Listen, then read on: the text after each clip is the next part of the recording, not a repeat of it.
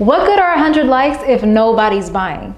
You're so busy focused on popularity when you should be paying attention to positioning. Let's fix that.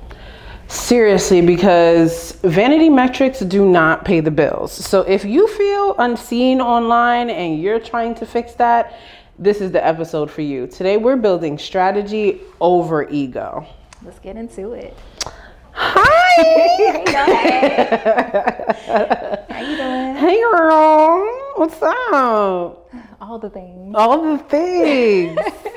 Well, as you know, we like to talk about like a good little catch up in the beginning. So what's going on? Like what's been going on in your business and like ups, downs, like what's going on? So I have a lot of things going on right now. Like I said, all the things going on right now. Literally. So, I mean, of course, there's the obvious, client work and all that extra stuff, but I'm actually working on my brand relaunch, which I'm excited about. Woo! So I'm going to be having a launch party and I'm really excited about that because, it's like a really special moment that I get to share with all my supporters, but also for me, it's actually more of like a call to action. Like I really want my evolution, my story to inspire others to evolve as well. Yeah. So I'm really excited because it's kind of becoming its own monster at this point. So. Well, that's good. But yeah, what about you? What's going on in Bianca world? I know you've been posting pictures on the gram. Yes. So I just got back from traveling and I love traveling. Like it really is like, I'm like wanderlust. Like I'm just like one of those people that have to I have to get out. I have to go to a different country, a different city, like explore the history there. Like it just fills my soul. So I really feel fulfilled from that experience. And it was me and my mother. So it was just nice to spend that kind of time with her on like a trip and like getting to know her more as a person. Because I think as like we usually just know our parents as parents. And so this time that we get to travel together, it really shows me her as like an individual, like that's awesome. Who she is as like if she was like my girlfriend, you know what I mean? So it's really nice. That. Yeah, it's been really nice. It's been really nice. It's I love that for y'all. Core memories for sure. And so I feel real fulfilled with that, but I did feel the strain of being out of town. So that also motivates me to like be more systematic, be more organized. Because when you come back from a vacation and then you have a whole bunch of stuff to do and you're like trying to catch up and trying to respond to emails and all this stuff. And so I did feel that strain. So that would probably be my low this week is like feeling the strain of not being able to delegate everything. And then it was spring break. So a lot of my staff was also on spring break. So Okay, so you felt that a little bit. Yeah. So I did take a lot of morning meetings in Vegas. So that was fine. I didn't mind it actually. I didn't feel like any way about it, but I did have to like work while I was on vacation. But it's okay. It was not too bad. But yeah, so that's my highs and lows this week. Okay. Yeah. I don't think I gave a low. Did I give a low? No, I didn't. No. Okay. I'll keep it on a high note then. I didn't really have lows this week other than like gym, like strength training kind of like took me out. So you got a trainer now? I do. Yeah. I do. That'll change. That'll change things. Oh, it has. Oh yeah. So you're in pain now. Well, not today, thankfully. Like that first couple sessions I had with her, like baby. Yeah. I was incapacitated. They're crazy. They're crazy. I haven't been to the gym in like 4 days now, and I know when I go back on Saturday, you're gonna feel it. Yeah. Okay. But I did work out in Vegas. Okay, so that's good. Yeah, like my hotel had a gym and they had classes. Okay, so I was signing up. It was at 8 a.m. too. I was like, let me just not fall off. Like, and you know what? That's a good point as an entrepreneur. Like, our lives are a little bit different than the typical lifestyle. And so, for instance, like traveling and like even eating out or socializing or all of these things, they're very much a part of our daily lives. So where sometimes people feel like traveling or going out to a bar, going out to eat is like a highlight. So you get to like splurge, or you get to like drink whatever you want, eat whatever you want, do whatever you want. It's not the same as an entrepreneur. Because we do that. We're at a different restaurant. We kind of like live life on our terms to begin with. Exactly. So it's kind of like if you live thinking that it's a celebration every time, then you really won't meet your health goals. Because so for me, traveling, as much as I love to travel, I also have to like remain in my routine, because it's the discipline for me. Listen, it took a while. It's taking a while, actually. Let's not say we've reached the pinnacle. But it's better than I used to be. Yeah. Because I used to go on vacation or travel, any travel, and be like, ooh, we're taking a break. It's a vacation, you know? But no, it's like actually just a different city. Gotcha. Same routine. Yeah. I love that for you, though. That's really good. Thank you. That's really good. So we have a lot to talk about today. Yes, we do. We really do. And so we're getting into the topic of vanity metrics and why we chase them. So you being in marketing, I know you're going to have a lot to say about this. I'm excited particular about it. part, right? But let's break it down. So explain to everybody who may not know what that is. What are vanity metrics? So vanity metrics are basically things that essentially are quantifiable, but they aren't convertible, right? So, I mean, not like the car, but like something like a like, maybe a share, views for sure. Vanity metrics would probably also be like a reach, like the reach that you get. Anything that's like website clicks, DMs, anything that you can quantify. Right. Things as emails sent, like that would be emails opened, like that would be a vanity metric. And yeah, makes sense. Yeah. Followers is a big vanity metric. Okay, so why do you think people are like so fixated on vanity metrics and like crave vanity metrics so much? Like, what do you think that's about? We want to be liked. What you mean? That need for like acceptance and approval? 1000%. Like, most of us don't become content creators just because off the sake of like never getting people to like what we do. Right. You know what I mean? Like the whole purpose of content creation is to create content that people like. Like, that's true. This is true.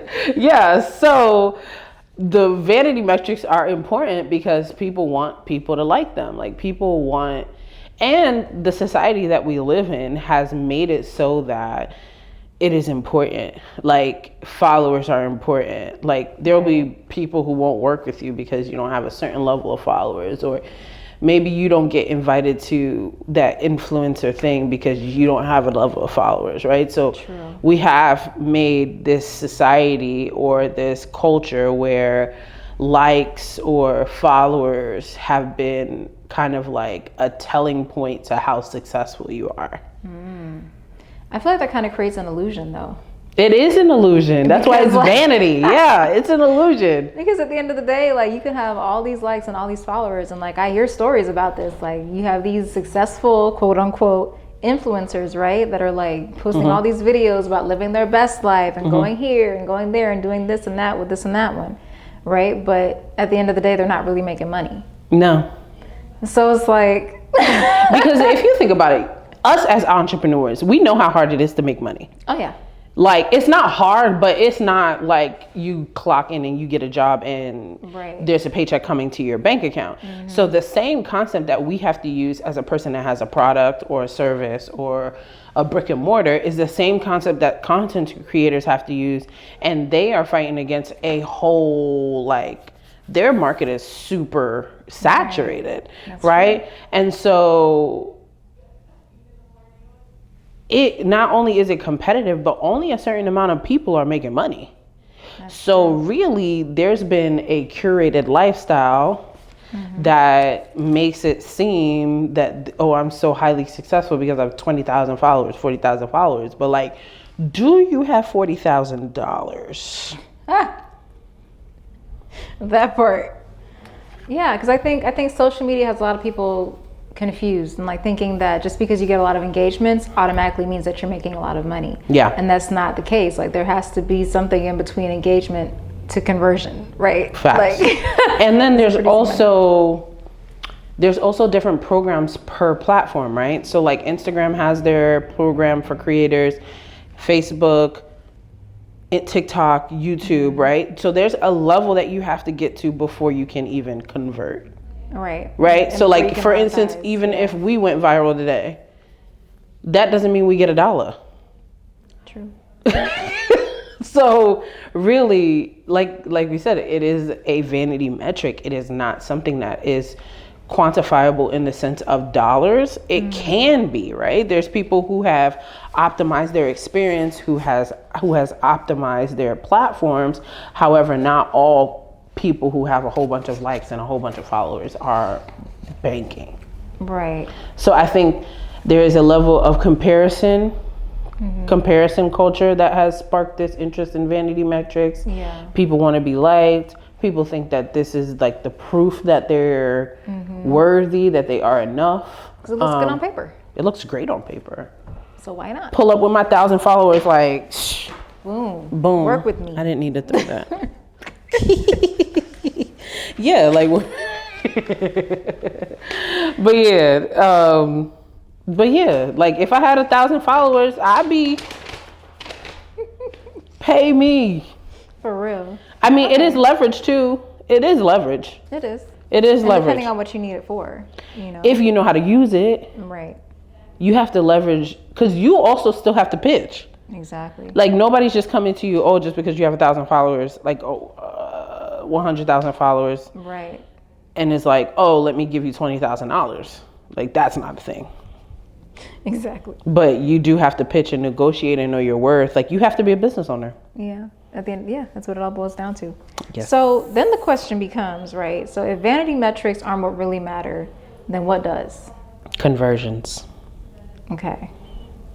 Just sit on that for a second, right? I mean, no, I think there's a balance. Yeah. But like metrics wise, like what metrics do matter? Like what should we be looking at? Okay, so metrics that like actually can make you feel or actually can lead to conversions would be website clicks, would be email signups, would be even DMs. Okay. Because that's a conversation starter. Whatever leads to you forming a relationship with your client, like outside of the social media platform, for instance, like going to your website, signing up for your email list, signing up for your text messages, purchasing a product, a discovery call booking, like any kind of like scheduling booking, like,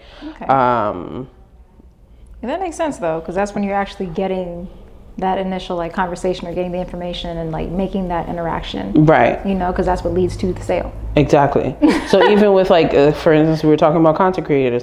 With content creators, it's how many brands have you worked with? How many people have you reached out with? How many people have you pitched? Right. How many relationships have you built with these influencer managers? Like, are you signed to an agency? Is the agency booking for you? Like, those are the metrics that you would look for as a content creator. That makes sense. Okay. Yeah. So, I mean, but I also think that like it is a balance. Yeah. Because it has to be. Yes. Because like we said, like the vanity metrics are still leverage, right? So like you can go into a negotiation saying like, oh, you can't pay me this much because, or even as a marketer and a branding person, like with, let's say we had like 400,000 followers. There could be a reason, like obviously we make we make better content, we're pushing through the algorithm, like all of these things affect the bottom line because now our prices can go up because we're like, there's no way I would do a $500 project. Right. Like even if I posted you on my page, you would reach, you know what I mean? So obviously I know what I'm doing. So it's a reflection into, right. it goes into the reflection of your pricing as well. So that looking into that. Yeah. So use the vanity metrics to leverage, but don't neglect the metrics. The actual paid metrics. Yeah, that makes sense. Yeah. So now I'm curious though. So like, I was trying to think about like in my business, which ones do I use the most? Like as far as like the metrics that matter, which ones I use the most? What about you? Which ones do you use the most? Well, I'm thinking about mine. My metrics that I use the most would be, or that like you lean towards the most, I should say, because I know you use all of them to an extent. But to an extent, yeah, I use all of them. I lean towards, mine's are always leads. Like, how many leads did I get this month? Like, so if that's, you could do the numbers and get an idea of like how many leads you need to convert into, yeah. So I'll base it on like maybe how many events that I went to in a month. Okay. Like sometimes as much of a social media marketer I am and a marketing person, I always stress to my clients that there has to be an in-person factor to your marketing, right? Right. Because marketing is an overall effort. It's many different efforts coupled together as a strategy. And one of the biggest efforts that's very transactional and easy to quantify is in-person meetings, is networking. And so networking, I know for me, is a big converter. And so the second converter is social media, but that's because sometimes I'll take that in-person and tell them, hey, follow me on Instagram. And now I'm on the top of your mind. Now you see my content all the time, but you've already met me in person. Right. And so you know that I'm like a legit person, but also you follow me on social media and you see my marketing videos and you're like, oh yes, she does do marketing. So those two coupled together are like that's my strategy really. And so for the most part, I'll use leads, like consultations that I've booked. So I have like a 15-minute consultation, which I've yet to made paid, by the way. I should definitely, I'm second on that. Because I just got a booking yesterday. So, but anyway, so that initial consultation is usually an indicator. And then we don't really send out emails like that, even though we probably should. I would say social media, like DMs that I get from social media. Okay, I can see that. Yeah. That's good though. I love what you said though about the fact that you make sure that they follow you. Because that kind of goes into brand recognition also. Because like the more they see it, the more they're going to recognize, oh yeah, Bianca equals marketing. You know, like I love that. And people will come up to me and say, oh my God, I love your content so much.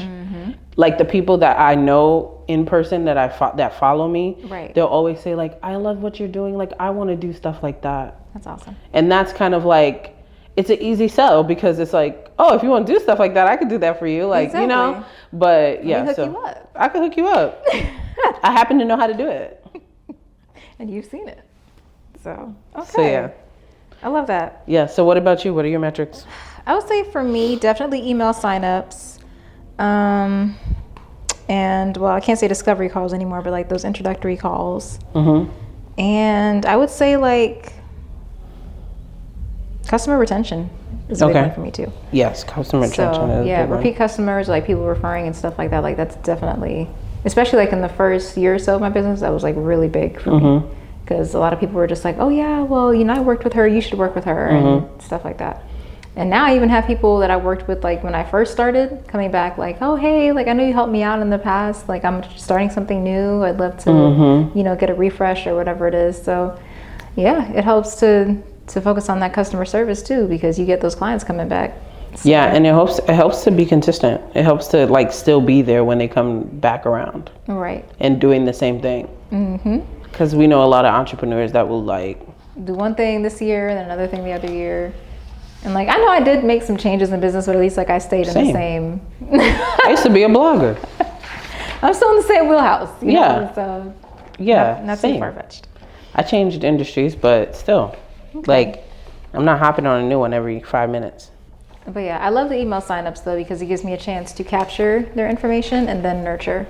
for a while after that. So the same way like they see your content on social media, like for me it's like emails. And like I'll run into people that are like, hey girl, I know you sent me an email, I'm gonna read it today. Yeah. Like they see them, you know. Yeah. So yeah. Do you ever get to a point where you're like, you forgot that you did something? Or like you sent a message or sent an email and they're like, oh yes, like I know, and you're like, I'm like, oh what yeah, do I you sent know? out something.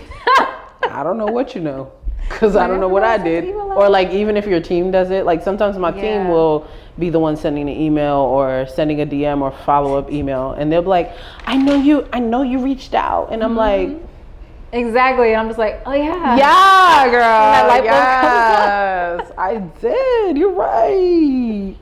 But I've learned that smiling and nodding gives you time to think about what people are talking about. Yeah.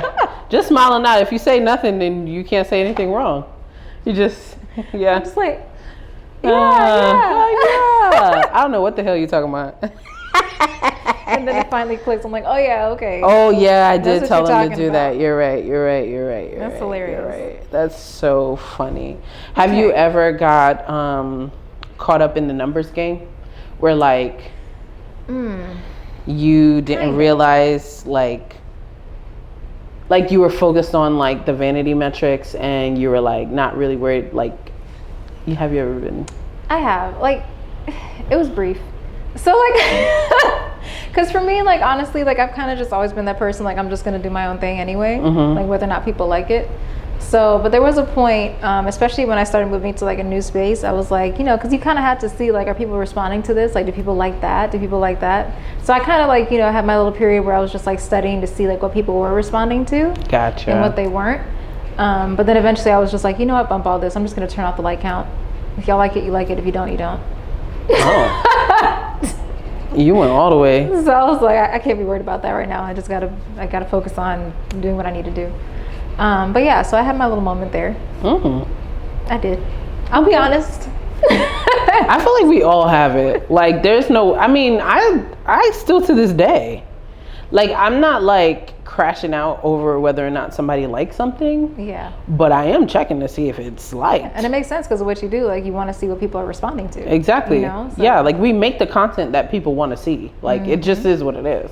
And like we tweak the content to reflect people's attention span, how like even like the little hooks that we have in the beginning of videos, like that's because we know that people won't watch it if we start it a certain way. Exactly. So we are tailoring the content for people's likeness. So it is important to see like, oh, did they like, did they like it, you know? But I'm not like crashing out if it's like under a certain amount. I used to though. When I was blogging, I used to not crash out, but I used to be like, I have to get at least 100. I have to get at least 200. But I also think that was a different time in the algorithm too. Right.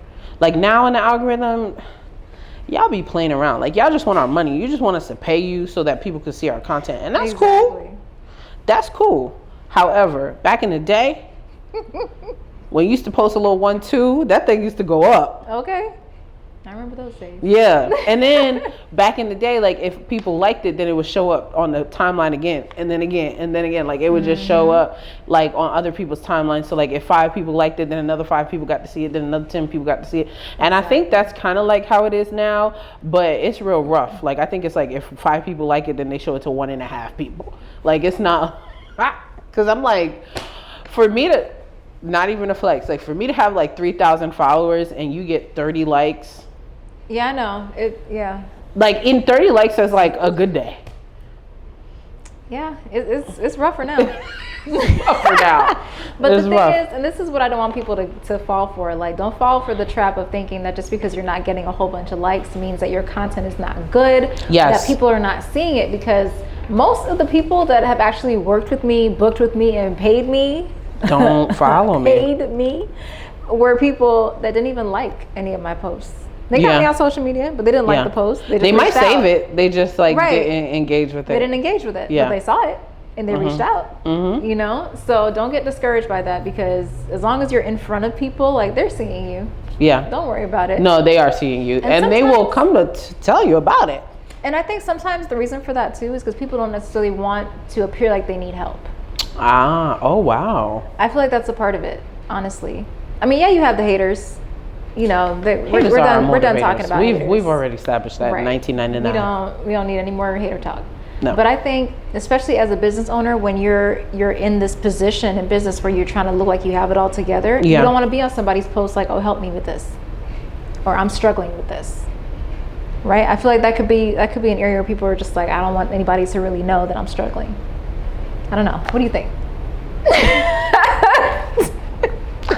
That could be a thing. I never thought about it that way. That people are like scared to say I need help. I feel like that could be part of it for a lot of people. I do. I think that might be a part of it. But also, I think there's a little bit of a saturation too. Like I think there is a lot of availability of help. That's true. And a lot of DIY culture going on. And I mean, I also, yes, definitely a lot of DIY. But I also think that there is a lack of concentration just overall. So that makes sense. Not just like spending enough time to watch your social media. Like they're like, oh, another marketing video, and then it'll just keep going. Yeah. You know what I mean? Especially if it looks salesy or looks like an ad, people are just like, oh God. No, okay, here's Oksana again. Talking about her launch. And is. Scroll. And will. Tomorrow you'll see another one. Period. Until you sign up. And I'm sure we'll put a couple dollars toward an ad here or there. You gotta do what you gotta do. Yeah. As you should.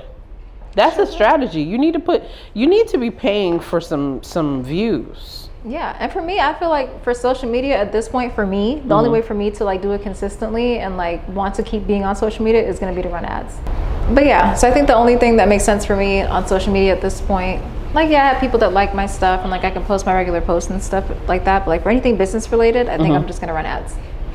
Yeah, I mean, it's helpful. I wouldn't run it for everything, but to increase your audience and increase your metrics, the convertible metrics, yes, I think it is important. And especially if you want a larger group and a tailored group to see your content. Exactly. Yeah. So I think like for my offers, like I'm going to run ads for those and then just like use the rest of my content to just keep people engaged. Good strategy. Well, we're already talking about strategy, so let's talk about like how to build a marketing campaign that converts, right? So like we're talking about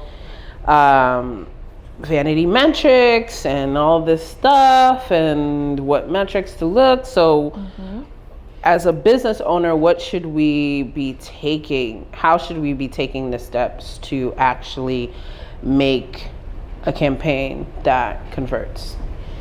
Okay, so I guess we're going to do a breakdown, right? Let's break it down. So the first part is being very intentional and clear about what the purpose is. Do you have a goal? Right, like what are we getting from what is the goal here? What are we trying to accomplish? And you have to like kind of set that goal first to determine everything else that you're going to do. So, you know. Like, but I want to be specific because the goal can look different. Like the goal doesn't necessarily mean I want to make $1,000. Right. The goal can say like I want 100 new followers, or I mean, excuse me, or sign up. I want 100 new email subscribers, or I want 50 new scheduled consultations, or right, depending on what it is that you're doing. So. Yeah, and depending on where you are as an entrepreneur. Right. Like I think that sometimes out the gate, some entrepreneurs think that if you post a little 1-2, then you should be making some money, and that's just not how business works. Unfortunately, because if that was the case, right, everybody would be rolling in dough. But yeah, so make sure you're clear on your goal, and then this is also marketing related, but like creating some type of journey from start to finish, like some type of experience through your campaign. Yes. So can you kind of like shed some light on like the 4 steps? Yes. First of all, I sometimes Oksana be acting like she don't know marketing. She wants to say her branding bag. I do. I brand. She does. But she also knows marketing. So I just want to put that out there that she also knows marketing. Okay. But now that we're on me, yes. So the first thing would be awareness, right? So if you're breaking down your value journey, you want to bring awareness, and awareness is where you start with hey, it's me. Hey, I'm Oksana. Hey, I'm doing a launch. Hey, you guys, I'm changing because I'm evolving and da da da da da da. Like, basically something that you can relate, disrupt, or teach, right? Something that you can just put out there as a wide net, like, this is I, right? Then you want to build engagement, right? So you want to spark conversations. Those are your live videos. Those are your, have you ever videos. Those are like, thought-provoking videos. Yeah, like thought-provoking videos are like coming out with a pain point of like, remember the last time you blah blah blah blah blah and it didn't do da da da da da da. Like that's like, and it can be for services or products, right? Like it could be like, remember the last time you thought you could fix your AC and how did that go, right? You need a new AC, call us. Okay. But or it could be, you know, a product based, like remember the last time you thought you could go the whole day without deodorant? Didn't go well, did it? Yeah, don't do that. Okay, so that's the engagement part. So you have awareness and then you have engagement. And then the third part is going to be conversion, right? So then some of your videos, and you'll see this on different people's videos, where there is a call to action at the end of the video, right? So there is a point where they're like, sign up for my email list to learn more, or subscribe to my YouTube, subscribe to our YouTube. Pause. Subscribe to our YouTube. Anyway, moving along. Just one click. Just one click. Ding. That's all it takes.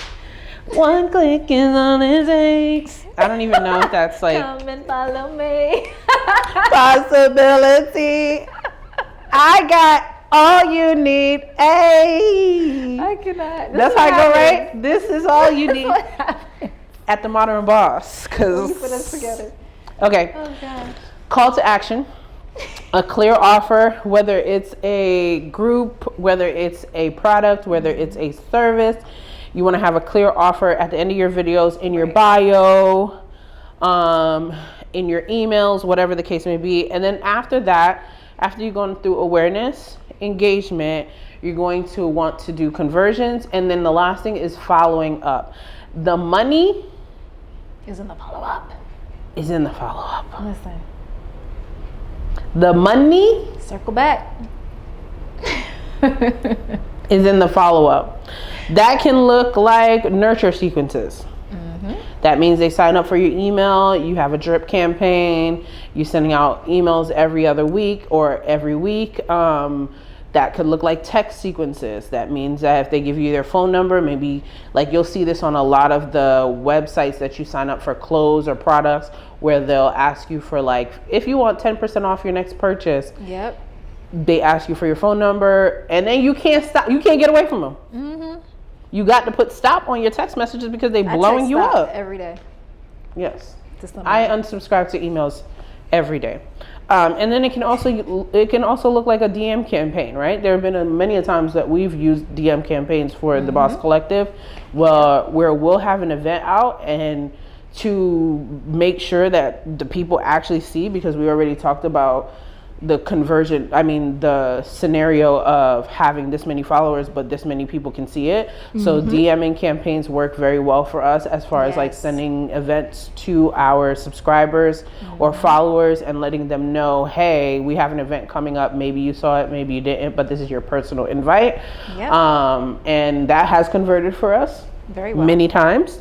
And so that's a great strategy to implement. So those are like the best ways for you to like framework your campaign, but you also have to develop out each step, right? So that takes time and effort. But it's important to have that, because if you are just on social media posting the content without a real ends or without a real goal, then that's where the vanity metrics come in. That's when it's like, girl, you got 100 likes, but you didn't even make $100. Like we would like to run a business here. So we love it to have a good following. We love it to have good likes. We love engagement. We love good engagement, right? Because that makes us lives, because then it's like you're just talking to yourself. Yeah, because that is always awkward. I hate that. Always awkward to be talking to yourself. And then you're like making up other points to say, oh yeah, but like, like you're really talking to yourself. But as an only child, easy peasy for me. I can do that all day. I'm done. I don't like it, but I'll do it. But we want to run a business. The important part is that we're here to run a business. And so the vanity metrics are just not going to cut it. The cute videos without a real goal is not going to cut it. Like, and this goes for content creators too, because at the end of the day, these platforms can go away. They have gone away. TikTok just disappeared one day. And then revived. And then was like, hey, Facebook has crashed. Instagram has crashed. We don't even talk about X. We don't talk about Bruno. So I'm done. Let's talk about Bruno. Okay. But you know what I mean. Like, all of these platforms can just poof, be gone in a second. And how are you going to get in touch with your customer? How are you going to get in touch with your client? Because all the things that you built was on social media. So you got to have your own system. You have to. And that's why for me, emails are like gold. But even outside of emails, like, that's why you have other things like, membership portals and, groups and stuff like that you put people in. So that way, no matter what happens, you have a way to stay in contact. Exactly. And collect them phone numbers too. Data is gold. So grabbing data. So that's how I would like basically create a journey, like a value journey for people. So you mentioned like creating content that isn't just like getting attention, but like actually is driving action. So like what kind of content does that? There's a number of different types of content that does that. The first one is always going to be educational. Like if you're educating your client, customer, follower, they're always going to be interested in what you have to say. And education doesn't mean sitting in front of a screen and saying, hey, do you want to learn how to build a campaign today? Like, no, that's boring. But like you can do education with B-roll. You can have the text on the screen. You can do education with, if you feel inclined, you could dance a little bit. You do what you got to do a little 1-2 step, maybe where them fans at real quick. You do whatever you got to do. And you can put education to that, right? So like education and entertainment can go together, which is another type of video, is like entertaining, right? So either funny, like sometimes I'll do my bloopers because I think it's hilarious that people think, oh my God, you're so good at video. And it's like, watch the outtakes. Watch the outtakes, babes. Yes. So entertainment. Oh, I think that entertainment should be the overall theme, because this day and age, if you're not entertaining a little bit, you're not going to hold attention. You're not going to hold the attention. So you have to have a level of entertainment weaved within any of the types of content that I'm going to mention, right? So we've already talked about educational. Then we have inspirational, right? So like I think of inspiration and storytelling to go hand in hand. So for instance, inspirational for me would be like telling my story on like how I got here, right? Telling the process of like me going through a business incubator, or telling the process of me like going from a blogger to a marketer, or moving from Tallahassee to, so that for a lot of people is inspiring, because like it's not a linear process, right? It's just, it's ups and downs and rounds and tumbles and fumbles and picking it up and dropping it. And like, it's a whole bunch of sharing stuff. The journey. It's sharing the journey. And so that's how I like to kind of couple my storytelling and inspiration. But it can also be like, are you still on the couch? Have you not gotten that degree? You remember that commercial? Yeah. I was like, that sounds so familiar. Took me back for a second. You remember that commercial? Oh my gosh, that was a long That commercial was disrespectful. Are you still sitting there? Remember, he was like yelling at people.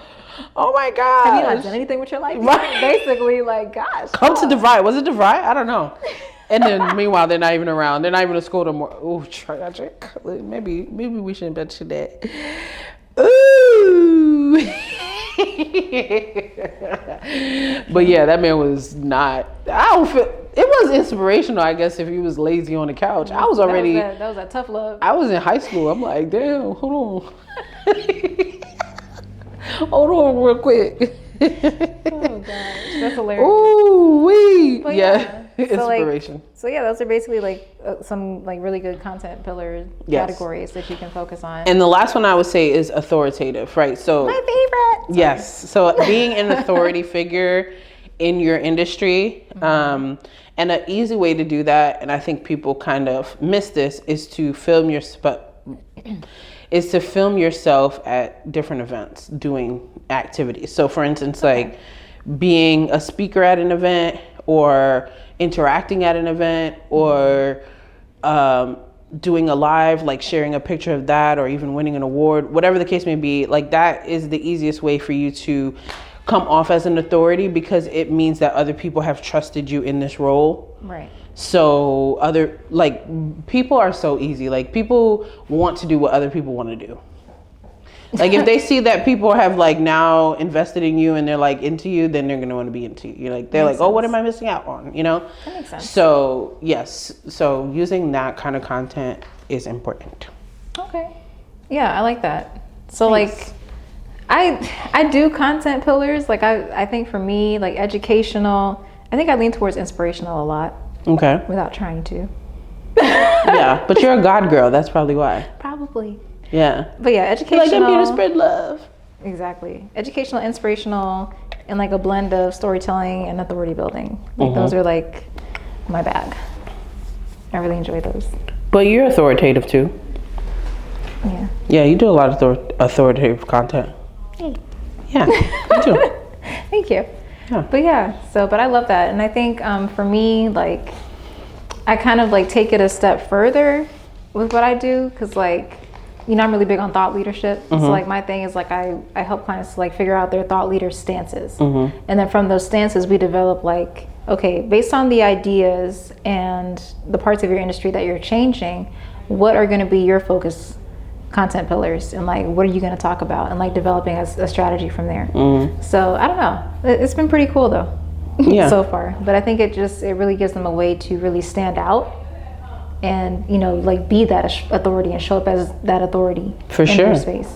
So how do you, as a person that is actively making campaigns and strategies for other people, how do you stay on top of that? Like, how do you organize that? And like, I don't. Oh, okay. I don't. I'm just playing. No, but like, I'll help them come up with like the content ideas, but like I don't actually do like campaigns. Yeah, but your campaign, like how do you stay on top of yours? Listen, girl. She's like, it's in here. No, literally, like I pull stuff out, but no, for me, I have to write things out. Like I have to literally, like last night, I was at the computer, right? And I like wrote like a whole script to like make sure that I'm including everything I want to include for like the evolution video. Okay. Like the full video premiere that I'm going to be doing at the launch party. So I did that. Then I'm like, okay, I need a director's cut. So I was like, I did a director's edit of it. And then I was like, okay, well, let me go back, because like I know I have a shoot this Saturday. So like I have, you know, these videos that I want to put together. So let me go ahead and write down the points I want to do for these videos. And I put all that together, printed it, and I was like, okay, now I can go to sleep. But that's just how it is for me. Like I have to get everything out of my brain and on paper, and then I just organize it, and then it flows. But that's how I approach things. So like depending on like, of course, urgency, like I know I have to get this done by this date. So like I prioritize, organize, execute. Prioritize, organize, execute. Yeah, I just thought of that. That's a method. That's a theory and a method. I guess so, but that's what I do. Prioritize, organize, execute. Yeah. Poe. Oh God. Okay, well that's great. Yeah, so that's how I approach things. Okay. Yeah. So you don't just post without knowing what you're just not like. I mean, I do have some posts like that, right? Yeah, okay. When it comes to business stuff, no, that's not how I approach it at all. Like stuff like the launch party, that's like important, so I'm gonna map that out, you know? Yeah. But like just regular, everyday stuff, regular schmegular posting, like it's whatever. It's like I just have like an inspirational thought, or think of something, or like something pisses me off that I want to talk about, or like whatever it is, like I'll just go ahead and post something about it, right? Or like if I'm doing my morning devotion and like there's something that inspires me, I'll post about that, or just it can come from anywhere.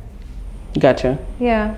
So like I have my just random everyday content that's just whatever I feel like posting about for that day, but then I'm more strategic with the business content.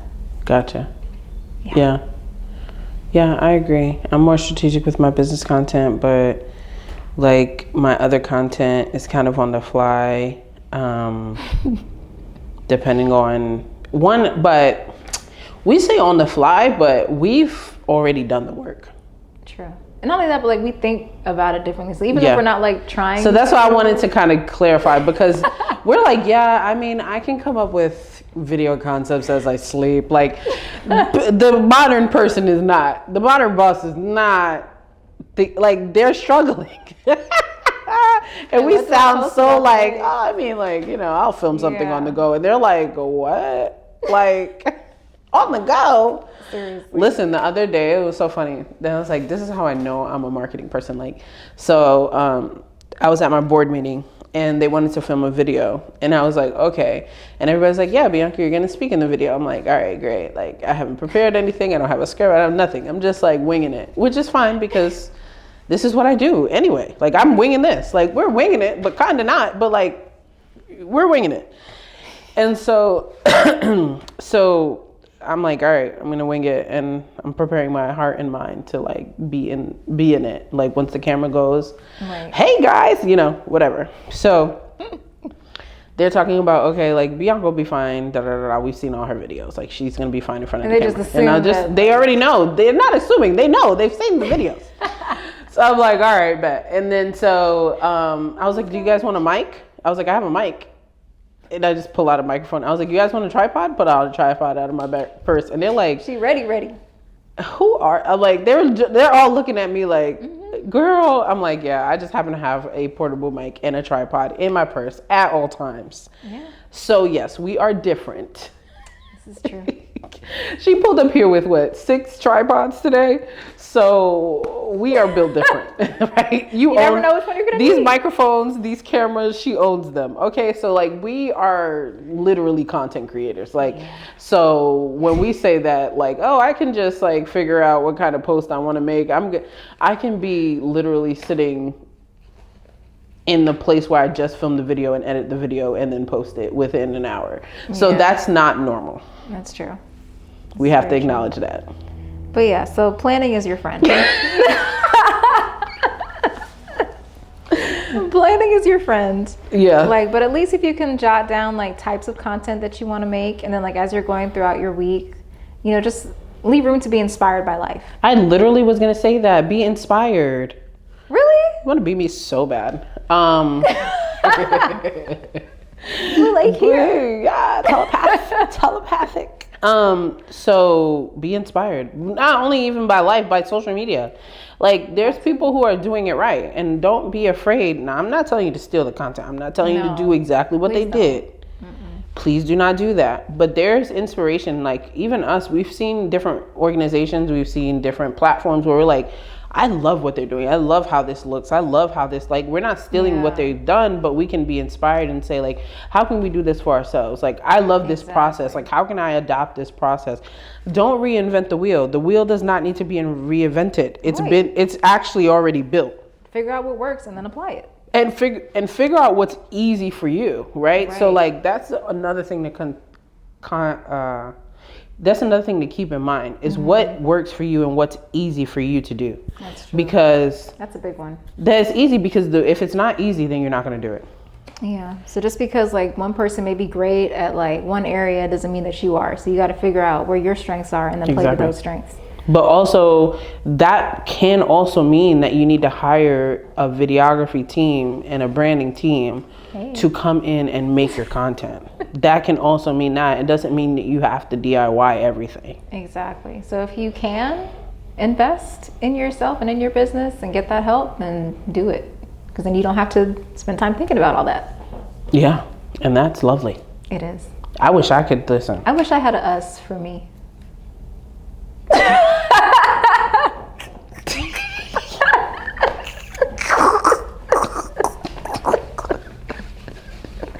I'm like, you do have notes for you. I mean, yeah, but like, you know what I mean? Yeah. Like on a day-to-day basis. Oh, like us for... Like, what do you mean? Like, I wish I had an us. Like, you know how people always say, like, you know, you need... Like, you want to if you had duplicate another yourself? you. Yeah, like, I wish we could... Yeah. just, like having us that like does the stuff that we do for us, like while we're doing it for everybody else. Yeah, I get what you're saying. That would be so great. Like somebody to come video edit your content. Yeah. Yeah. Like, so I wouldn't have to worry about doing my own stuff. I could just focus on other people's stuff. Yeah. I mean, I have a gal that does that. Okay, we'll talk. Yeah. She makes reels and everything. She comes with concepts, everything. Okay. Yeah. She'll tell you exactly what you should make. Okay. Yeah, we'll be talking. We like her. After these messages. Shout out to Maddie. Like Maddie. Yeah, so she's been doing it for our clients. Nice. So yeah. All right. So what tools are we using to stay on top of all this content creation? I know definitely CapCut has been clutch. I love quite it. a few times. I love CapCut. Okay. Opus Clips, clutch. Yeah. I haven't gotten to the Opus Clips, but I need to get to it. You do. Is it an app? Yeah, they have an app too, but like It's better on the laptop. I use it on the computer. So And it does what? So basically, like, you take long form content, throw it in there, and then like it literally, like, it scans it, it rates your content, like breaks it into clips, puts your captions in there for you, and then of course you can edit it. So like. But into reels or into like? Into reels. Oh, like, but will it frame? Because what I have not liked about some of these platforms is like if you film in horizontal landscape mode and then you upload it, it'll keep it in landscape mode for the reel. No, it'll zoom in. Oh, well, I need that. But yeah, Opus Clips, if you haven't used it yet, definitely comes in handy, and it's not that bad, like as far as like the monthly price. So yeah. These things add up though. But CapCut, Opus Clips, we'll be exploring soon. Canva, Avi. Oh yeah. Like, I mean, everybody knows Canva is the by now. GOAT. GOAT. Bleh. Like if you need to do some quick designing, Canva all day. Yeah. As a graphic designer, she knows that like you need like InDesign and Adobe this and. Yeah, I'm constantly in Photoshop. That's what I was looking for. Illustrator. But when I need to do something really quick and I already like have some designs and have what I want in my head, I can just boom, boom, boom, and I'm done. Yeah. But we've also bought templates. So buying templates for Canva is also a thing. Yeah, it saves time. Saves you a lot of time, especially if you don't like the designs that are on Canva, you can buy templates from other graphic designers to help you and then apply your brand colors to that. Exactly. Because sometimes I don't feel like creating stuff from scratch. Like I'm tired. And initially when we started working, she was creating everything in Photoshop and I was like, girl, I can't edit this because I'm not going into Photoshop. So I went into Canva so we could both. Yeah, so she would like, so I was like, we have to put this on a Canva template, please. Yeah, I've retired my Photoshop days. I have, because it's too many buttons for me. Oh my gosh. But I love it though. I love Photoshop. I love the capabilities. I love everything about it. So that Photoshop is an option if you are that level. I mean, keeping track of like your content. The platforms have native scheduling now. Like you don't have to pay for scheduling content, which is a blessing. I mean, you can still if you want to. But Meta has its own platform, Meta Suite, where you can schedule your own content out. You can do it on Instagram, directly on Instagram. You can schedule out your reels. Yep. TikTok has scheduling as well. LinkedIn, I don't think has scheduling just yet, but LinkedIn, you can just like go on there and post. Like it's not that deep, but I'm just kidding. But yeah, all the major platforms. Yeah, emails like MailChimp. Yeah, I've used Klaviyo. I've used MailChimp for different projects. I've used. There's one that's on the top of my MailerLite. I haven't used that one yet. I like MailerLite. It's cool. Check it out. What else have I used? I mean, and in your CRMs, right? Like you have different CRMs to keep track of your leads and your campaigns and your website clicks and your conversions and stuff like that. So, definitely. And then, your task management tools like ClickUp and Asana and things like that. So there's all these tools out there. There's so many that you can use to make your life easier. Yeah, you need the tools, and some of those are free in the beginning. Yeah, ClickUp, like they have a free version that's like free for life. So does Canva. No. Yes. Yeah, they have a free version. Canva has a free version. ClickUp has a free version. CapCut has a free version. There's a lot of free versions. There is. So you can use the free version of Canva, like. Yeah, and it'll get you far. It can. And then if you like don't want to use the pro images and things, like you can use things like Pixelbay, Clean PNG, like to get some Pixels, other Pixel. You know what I mean? Pixel. That one. But yeah, so like there's all these different free places out there where you can get like, you know, free PNGs with like transparent backgrounds. You can get stock images. Yeah. All these different things. So it's out there. Yeah. You know, it's out there. It just takes time. You just gotta know where to So look. it's either you got time or you got money. Yeah. But of course, like if you have money, then pay to free up your time. Please pay to free up your time because you really don't need to be doing all of this. Life. That's what I'm trying to tell you. You really should be focusing on the actual thing that you're supposed to be doing, which is like lawn care or chiropractor or musician, whatever. Fact. So many different industries. Makeup artists. You should be focusing on that. You should be focusing on perfecting that craft. Exactly. And the content and stuff you really should be delegating. But we know how it is. We're the modern boss. Like, we get it. We get it. You didn't start off with $1 million budget. It would be nice. But until then. Yeah, and if you do have one, call us.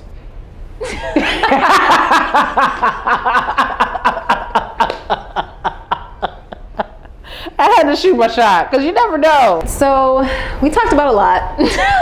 We did, and I think we went down a couple rabbit holes, but that's okay. I think you guys will appreciate it. Right. So give me one huge takeaway for you, and then I'll tell you what my takeaway was from this talk today. My biggest takeaway today is Opus Clips. Okay.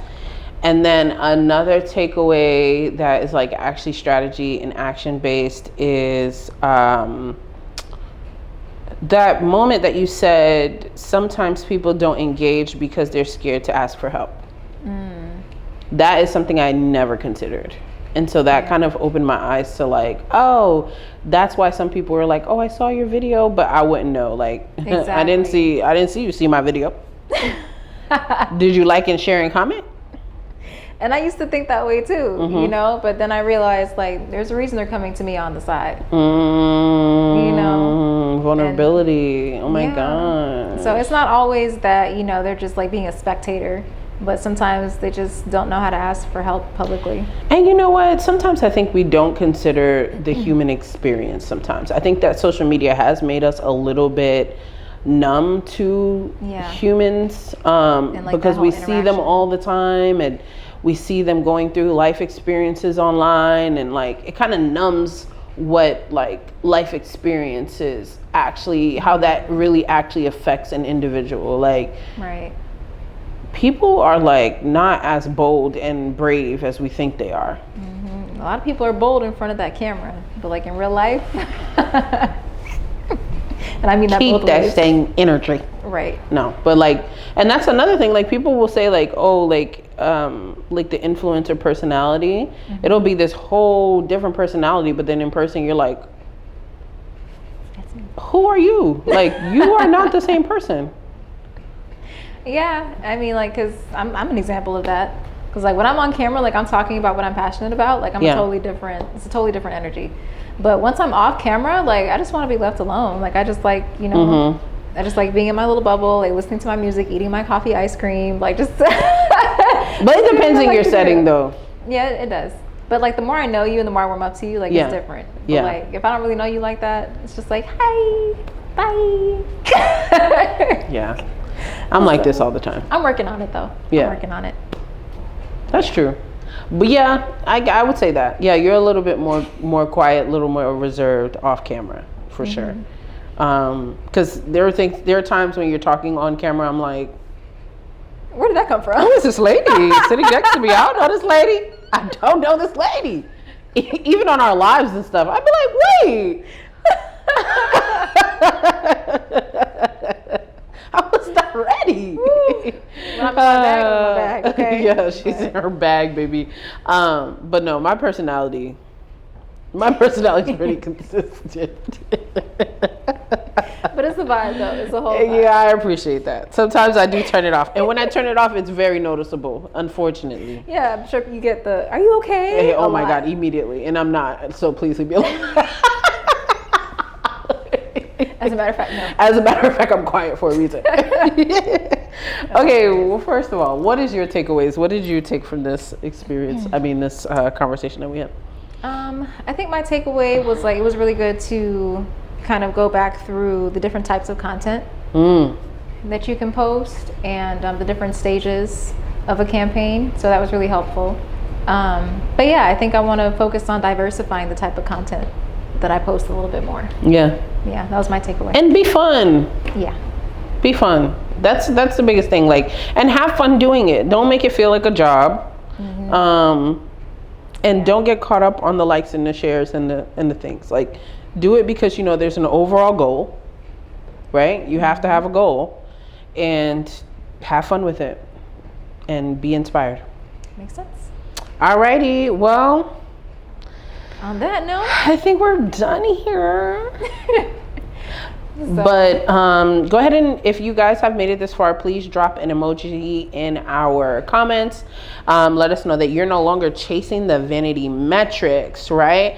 But also, please like, subscribe, leave a review, give us 5 stars, download our episodes, all the things that are not vanity metrics, all the conversion metrics. Do that for us, please. Thank you very much.